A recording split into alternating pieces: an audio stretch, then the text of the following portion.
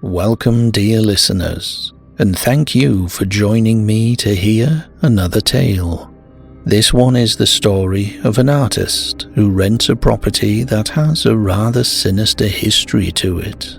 When he removes an ancient stone from the garden, something that was once imprisoned is finally unleashed. It is my pleasure to read for you The Frog by Henry Kuttner, narrated by Sean Charles for Nightshade Audio. Norman Hartley knew little about the black legends which clustered about Monk's Hollow, and cared less. Hidden in a secluded valley in the eastern hills, the ancient town had lain dreaming for generations, and a quaint and unpleasantly morbid folklore had sprung up from the tales the oldsters whispered about the days when witches had worked detestable sorceries in the festering North Swamp, a region which even yet was shunned by the villagers. Monstrous things had dwelt in that stagnant morass long ago, they said, and the Indians had had good cause to name it the Forbidden Place. The witches had passed, and their terrible books had been burnt, their curious implements destroyed. But the dark law had come down furtively through the generations, and there were still some who could remember the night when, summoned by agonized shrieks, men had broken into half-witted old Betsy Codman's cottage, and found her still quivering body dangling in a witch's cradle. Norman Hartley, however, saw in Monk's Hollow only a quiet, lonely little village, where he might find the privacy which had been impossible in New York. Convivial friends were continually bursting into his studio, and instead of working on his canvases, Hartley would find himself visiting the nightclubs. His work had suffered. In the ancient gambreled house he had rented, 2 miles from the village, he felt that he could recapture the inspiration that had made his paintings famous. But the witch stone bothered him. It was a roughly chiseled block of grey stone, perhaps 3 feet high and 2 feet square, which stood in the flower garden behind the house. Hartley's sense of artistic values was outraged every time he looked out of his window at the stone. Dobson, the caretaker, had tried to train the flowers so as to shield it from sight. He had planted creepers about it, but the ground was apparently sterile. There was a little clearing of bare brown soil about the witchstone where nothing grew, not even weeds. Dobson said it was because of Persis Winthorpe, but Dobson was superstitious and a fool. Whether Persis Winthorpe actually lay buried beneath the stone or not, the fact remained that the block was an eyesore. One's gaze passed casually over the gay colours of the garden, drawn irresistibly by the little barren clearing where the stone stood. Hartley, to whom beauty was almost a religion, found himself becoming irritated whenever his eyes rested on the witchstone. Finally he told Dobson to move it. The old caretaker, his seamed brown face puckered with apprehension, scraped his wooden leg across the floor and demurred. "It don't do no harm," he said, giving Hartley a sideways glance out of watery blue eyes. "Besides, it's sort of a landmark." "Look here," Hartley said, unreasonably annoyed. "If I'm renting this house, I've a right to move the stone out of the way if I don't like it, and I don't. It's like a great ugly splotch of green in a sunset. It throws the garden out of symmetry. One would think you were afraid to touch it." Hartley's thin, studious face was flushed. Hartley snorted, But the caretaker went on seriously. "I mind he told me once, old Persis cursed Monk's Hollow when they were ducking her in the pond, and they couldn't drown her either, not with the father she had that came out of the North Swamp one night to—" "Oh, for God's sake," Hartley said disgustedly. "So if the stone is moved she'll pop up, eh?" Dobson caught his breath. "You shouldn't say things like that, Mr. Hartley. Persis Winthorpe was a witch. Everybody knows that. There used to be awful things going on in this house when she lived here." Hartley turned away.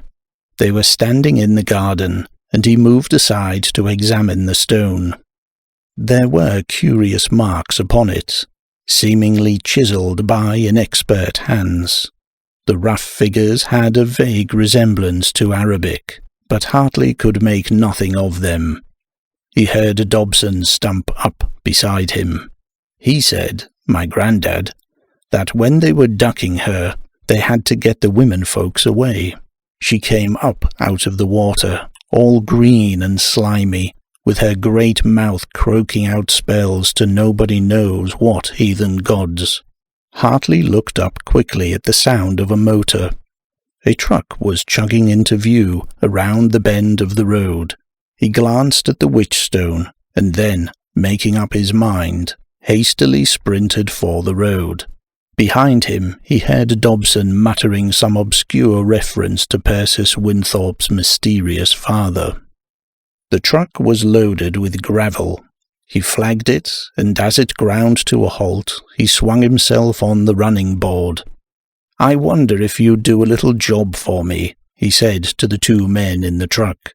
"I want to get a good-sized rock out of my garden, and it's a bit too heavy for me to handle.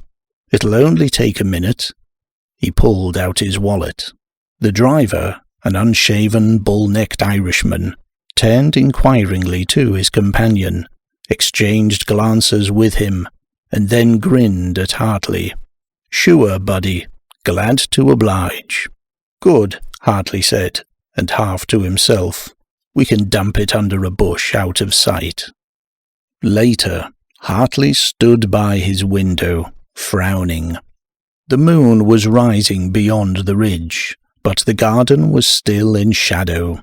Somehow he had the impression that something had moved in that dim black sea of gloom. Crickets were shrilling monotonously, and he felt unreasonably nervous. From below came a recurrent tap and shuffle as Dobson puttered about in the kitchen. Dobson would have to do something about that barren spot in the garden. It was even more noticeable now that the stone had been removed, and even in the gloom Hartley fancied he could see a deeper shadow where the witchstone had stood. What was the old legend?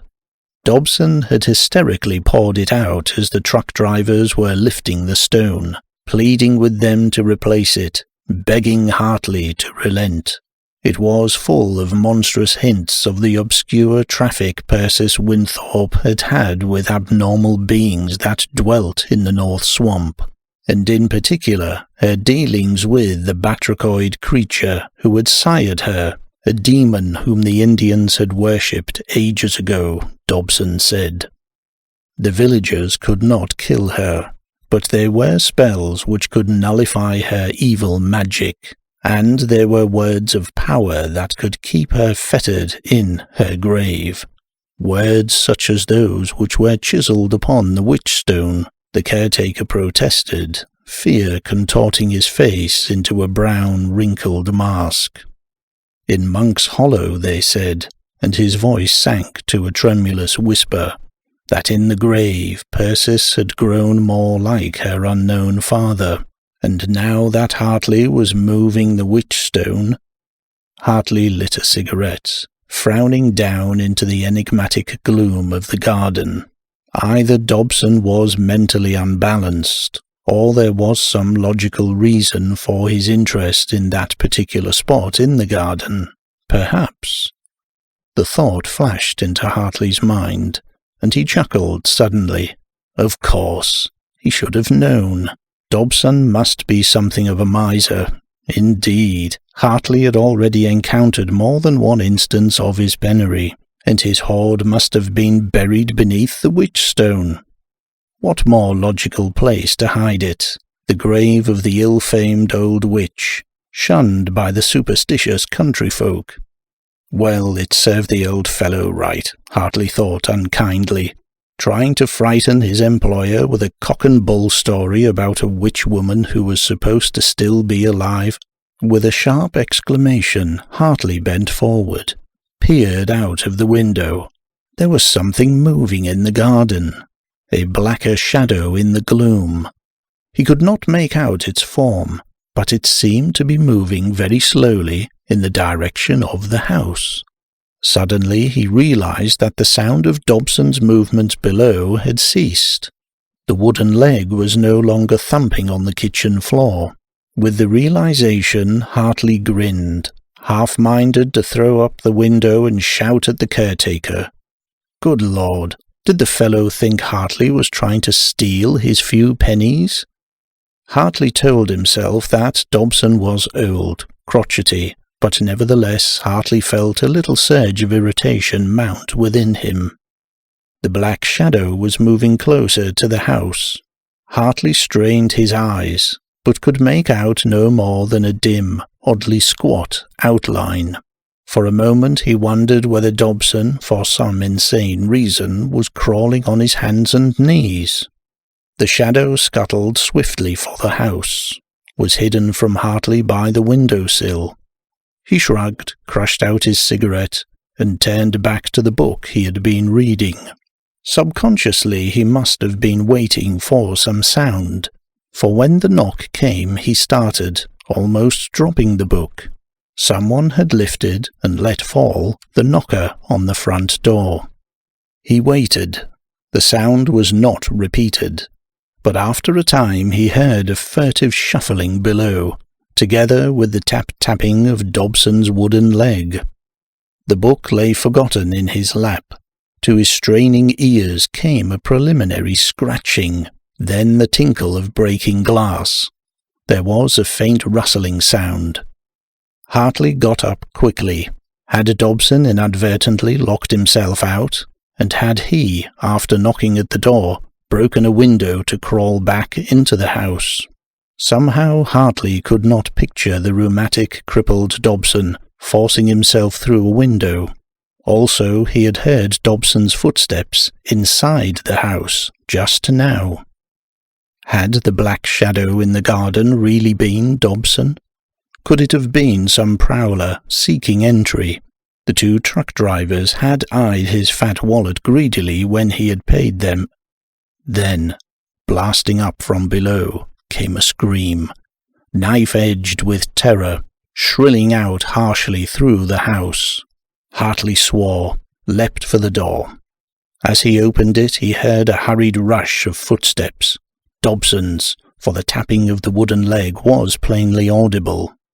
But mingling with that sound was a puzzling scratching noise, as though of a dog's claws scraping across the floor. Hartley heard the back door open. The footsteps and the scraping ceased. He took the stairway in 3 leaps. As he burst into the kitchen, the screaming began again, was cut off abruptly. There was a faint gurgling proceeding from beyond the open doorway that led into the garden. Hartley hesitated, snatched up a heavy carving knife that lay on the table, and stepped quietly into the night. The moon had risen higher, and in its one light the garden looked ghostly, unearthly, save where the light from the doorway streamed out in a narrow path of yellow illumination. The night air was cool on his face. From his left, in the direction of the barren clearing where the witchstone had stood, came a faint rustling. Hartley stepped quietly aside, vague apprehension mounting within him. Remembrance of Dobson's warning came flooding back, the caretaker's ominous insistence that the old witch had never died, that she lay waiting in her grave for someone to move the stone that held her fettered. "Dobson," he called softly, and again, "Dobson." Something was moving toward him, very quietly and very stealthily. The moonlight revealed a lumpy patch of shadow dragging itself forward. It was too bulky for a human being. Besides, men do not emit harsh whistling sounds as they breathe, and their backs are not fat and green and slimy. Good God! What was this thing? This nightmare spawn of ancient horror that came leaping at Hartley out of the night? What blasphemous creature had been buried beneath the witchstone? And what dark forces had Hartley unknowingly unleashed?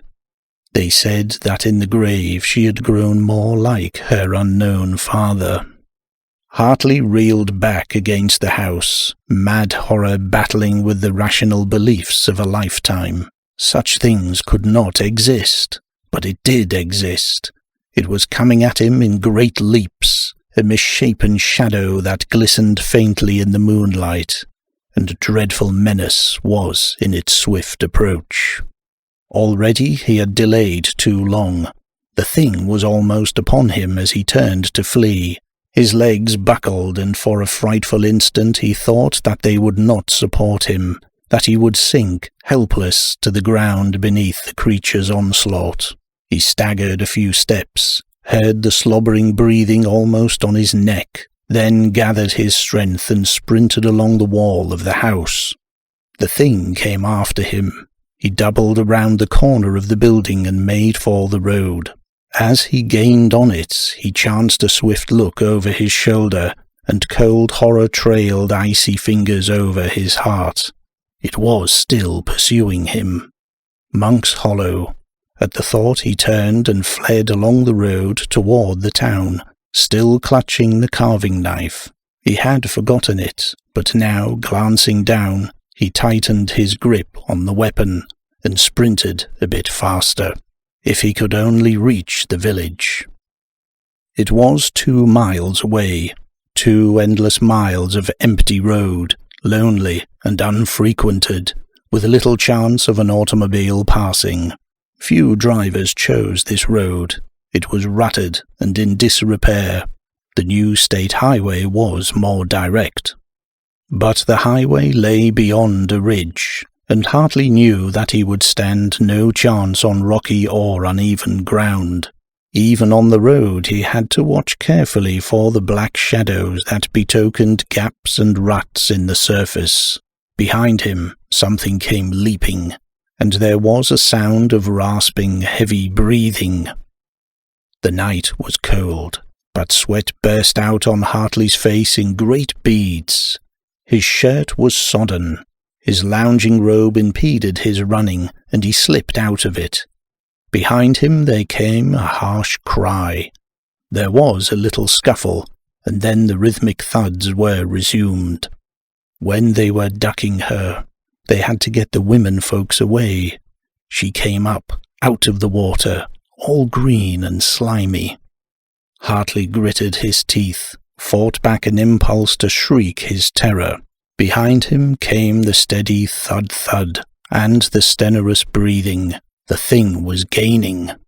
If he could only reach the village. He increased his pace, straining until the blood pounded in his temples. His efforts were useless. The thing behind him matched his pace. The thudding grew louder. Once he fancied he felt the creature's foul hot breath on his neck. His chest was a raw flame. A knife-edge of agony burned his lungs. His breath whooped in and out. He caught his foot in a rut and almost went headlong. With a wrenching effort he recovered his balance and fled on. But the sounds of pursuit had grown loud, dreadfully loud. He wondered whether he might elude his pursuer by a quick dash into the thickets that lined the road, black blotches in the moonlight. No, the creature was too close. Hartley's mouth was gaping as he fought for breath. Then he saw the light.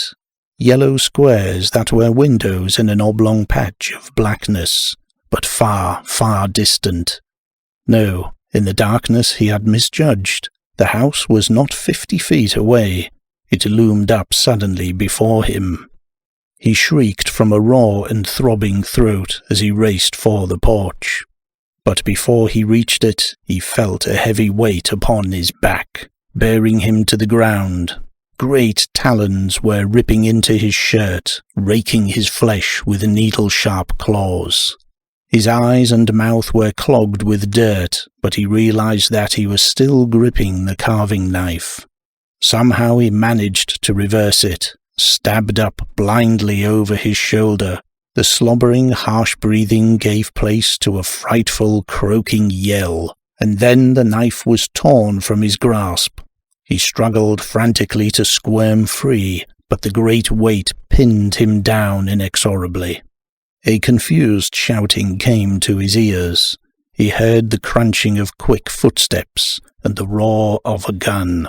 Abruptly the weight was gone from his back. He heard something go thudding off into the darkness as he rolled over, scraping at the earth that encrusted his face. Out of smarting eyes he saw a man's pale face staring down at him, a man who wore dusty overalls and held an old-fashioned musket in trembling hands. Hartley discovered that he was sobbing. The other man stared off into the shadows, looked back at Hartley with wide eyes. What was it?" he asked shakily. "In God's name, what was it?" Annam Pickering, whose tiny farm lay on the outskirts of Monk's Hollow, awoke with a start. He sat up in bed, fumbling on the bedside table for his glasses, his wrinkled face creased in puzzled lines. What had awakened him? Some unusual noise. It came again, a furtive scratching beneath the window. The farmer, taken by surprise, started violently, and the glasses dropped to the carpet. "Who's there?" he called sharply. There was no answer, but the scratching sound was repeated. There was another noise, too, a sound of thick, gasping breathing. Suddenly frightened, Annam cried, "Martha? Is that you, Martha?"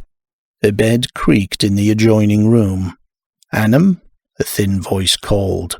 "What's wrong?" Annam got out of bed quickly and dropped to his knees beside the bed, fumbling for his spectacles. A sudden shattering of glass made him catch his breath sharply. He looked up, but his dim eyes made out only a hazy rectangle, the window against which a vague black bulk loomed. An insidious odour came to his nostrils, his rheumatic limbs sending protesting twinges through him. He heard a pattering of feet and his sister's voice. "Annam, what?" The voice broke off, and there was a pause, frightful in its implication. Then, above the scrambling and wheezing of the intruder, the woman's scream skirled out, shrill and insane with utter terror. A little moan of bewilderment came from Annam as he hesitated, peering around blindly. He made a tentative step and caroomed into the bed and fell across it. He sensed rather than saw something, huge and black and shapeless, leap entirely over him, and there was a heavy thud that shook the flimsy little farmhouse. Martha had stopped screaming. She was making hoarse little rasping sounds deep in her throat, as though she were trying to cry out and couldn't. "Martha!" Annam shrieked. "Martha, for God's sake!" There was a scurry of swift movement, and a low, oddly muzzled cry from the woman. Thereafter the only sound within the room was the thick, gulping breathing, and presently, as Annam lay half-fainting across the bed, another sound, monstrous in the mad thoughts it called to the man's mind, a faint rending and tearing, as of flesh being ribboned by sharp talons. Whimpering, Annam got to his feet. As he moved slowly across the room, he repeated Martha's name under his breath, and his head swung from side to side as his dimmed vision tried to pierce the cryptic gloom. The tearing sound stopped abruptly. Annam walked on. The harsh fabric of the carpet scratched his bare feet, and he was shivering violently. Still whispering Martha's name, he sensed a black bulk looming up before him. He touched something cold, slimy, with sickening feel of loathsome fatness. He heard a frightful guttural snarl of bestial ferocity. Something moved swiftly in the darkness, and then death took Annam Pickering. Thus horror came to Monk's Hollow, like a foul breath of corruption from the generations of decadence in which the witch town had brooded, a miasmic exhalation from the grave of Persis Winthorpe lay like an ominous pall over the town. When Hartley, accompanied by a dozen villagers, returned to his house in the morning, he found the flower garden trampled and ruined. The barren spot in the centre of the garden had given place to a deep pit, in which, as though in ghastly mockery, lay a shocking conglomeration, the mutilated and partly devoured cadaver of old Dobson, recognisable only by the splintered remnant of the wooden leg. The remains lay embedded in a foul-smelling pool of thick, greenish slime, and although no one cared to approach that dreadful pit closely, the marks of gnawing on what was left of the peg leg were all too evident. Hartley had recovered somewhat from his experience of the preceding night. Hours of nightmarish conjecture had led him through incredible labyrinths of fantasy to one inescapable conclusion: the stubborn belief that there was some logical, natural explanation of the horror. To this view he clung, in spite of what he had seen the night before creeping toward him in the moonlit garden. The villagers could not know that Hartley dared not accept the monstrous theories which they had advanced during the trip to the witch-house, nor that Hartley held to his scepticism as the last bulwark of his sanity. "I dare not believe," the artist told himself desperately. "Such things are impossible." "An animal of some sort," he insisted, in answer to a comment by Byram Liggett, the stocky, bronze-faced farmer who had rescued him. "I'm sure of that. Some carnivorous animal." Liggett shook his head dubiously. His gun, for all the men had come fully armed, held in readiness as his eyes furtively searched the surrounding vegetation. "No, sir," he said firmly. "Don't forget, I saw it. That thing wasn't like nothing God ever created. It was her, come up out of her grave." Involuntarily the group shrank back from the charnel pit. "All right, a hybrid then," Hartley argued. "A sport, a freak, the product of a union between two different kinds of animals. That's possible. It's simply a dangerous wild animal of unusual type, it must be." Liggett looked at him oddly, and was about to speak when there came an interruption in the person of a youth who ran panting up, white-faced and gasping. A premonition of disaster came to Hartley. "What happened?" he snapped, and the boy tried to control his hurried breathing until he could speak coherently. "Ol' Annam and Miss Pickering," he gasped out at last. "Something's killed them. All tore to pieces they was. I saw 'em." At the memory a shudder shook the boy, and he began to cry from sheer terror. The men looked at one another with blanched faces, and a little murmur grew louder. Liggett raised his arms, quieted them. There were little beads of moisture on his brown face. "We got to get back to town," he said tensely. "And in a hurry too. Our women folks and kids." As a thought came to him, he turned again to the boy. "Jem, he asked sharply. "Did you notice? Were there any tracks at Annam's place?" The boy choked back his sobs. Yes, there was.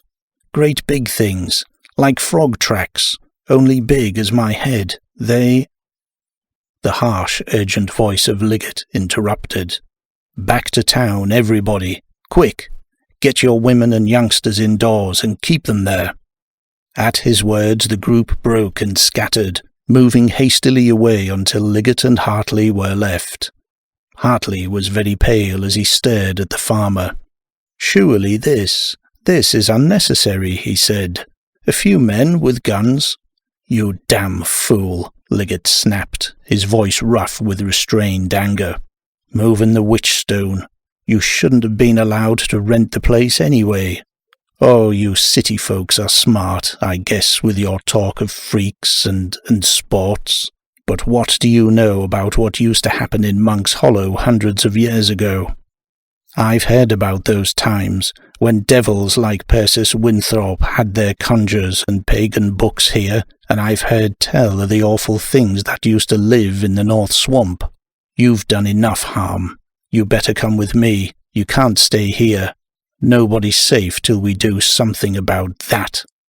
Hartley made no answer, but silently followed Liggett back to the road.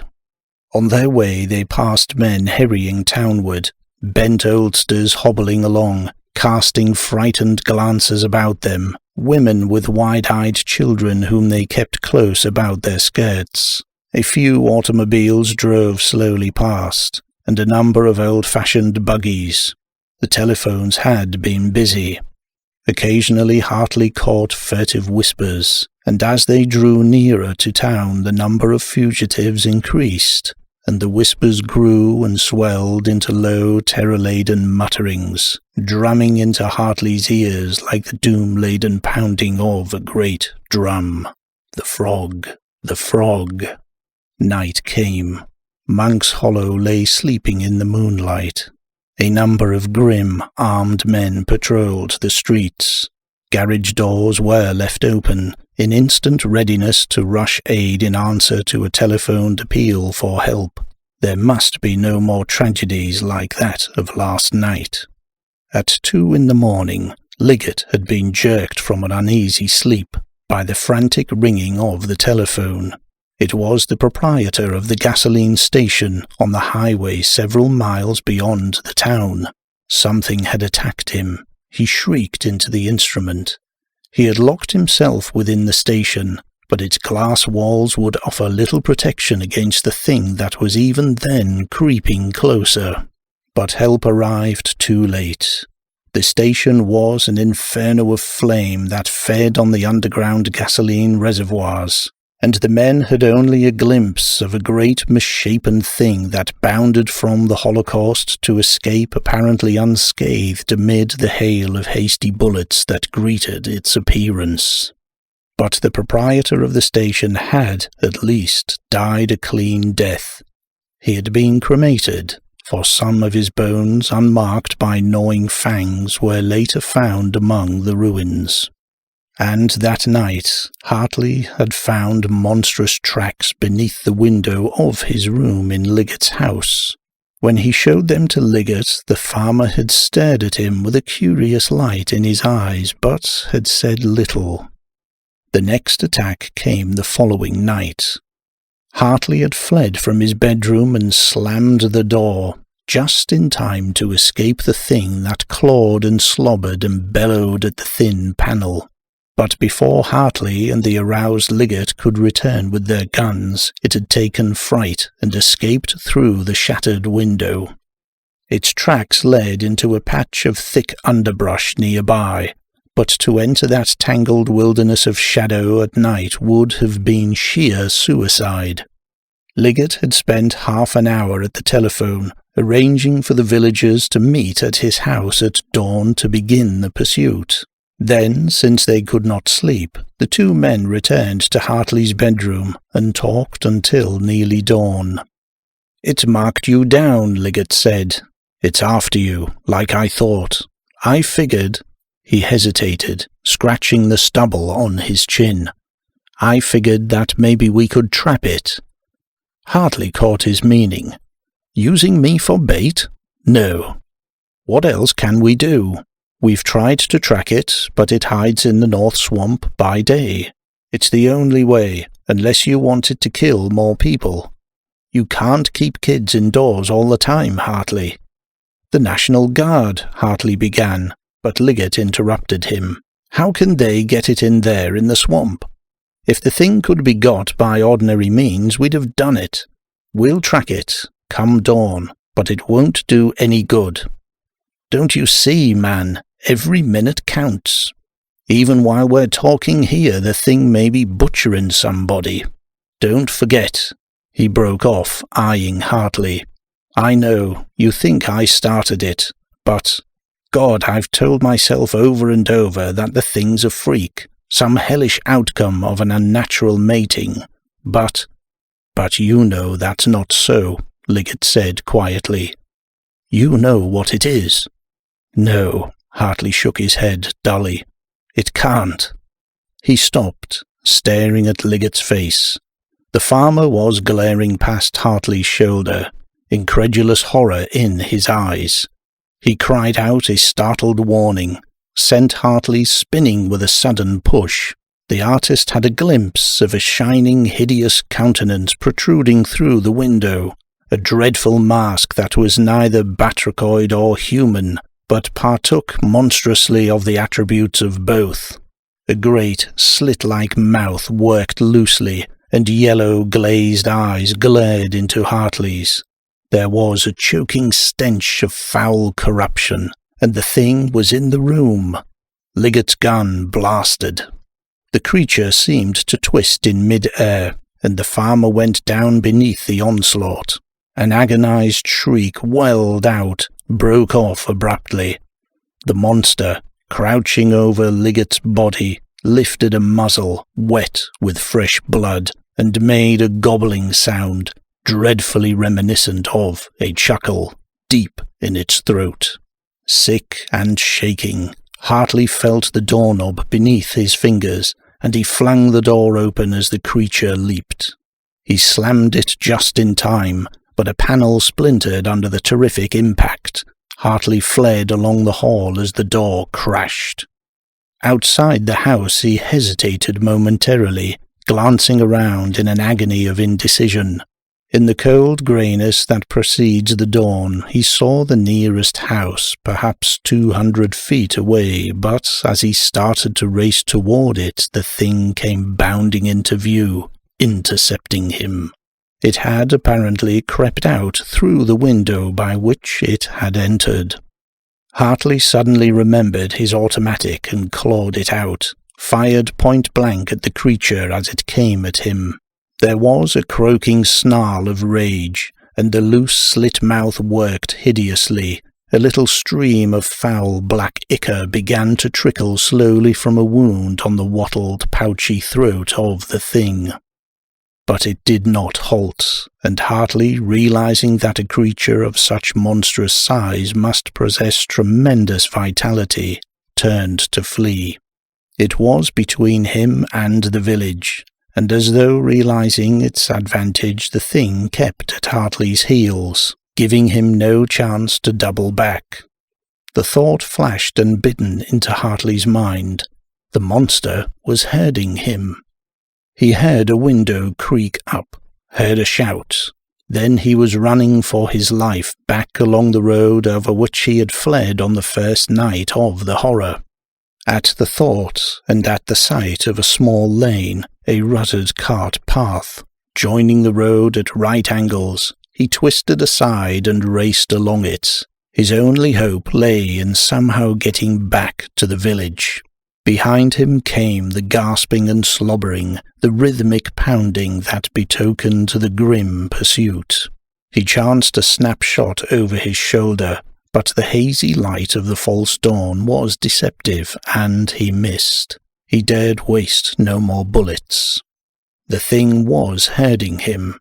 Twice he saw paths that led back to the village, and each time the pursuing monster blocked his escape, circling with great leaps to his right until the paths had been passed. And presently the fields grew wilder, and the vegetation took on a lush, unhealthy greenness. He might have attempted to scale a tree, but there was none near enough to the road, and the pursuer was too close.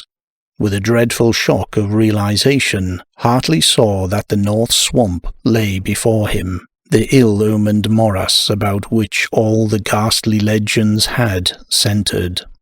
The ridge to the east was silhouetted against pale greyness. From far away Hartley heard a sound that sent a thrill of hope through him, the sound of an automobile motor. No, two of them. He remembered his neighbour's shout as he had fled from Liggett's house. The man must have gone for help, roused the village. But the snarling breathing was dreadfully close. Once the monster paused, and Hartley glanced over his shoulder to see it clawing in hideous rage at its wounded throat.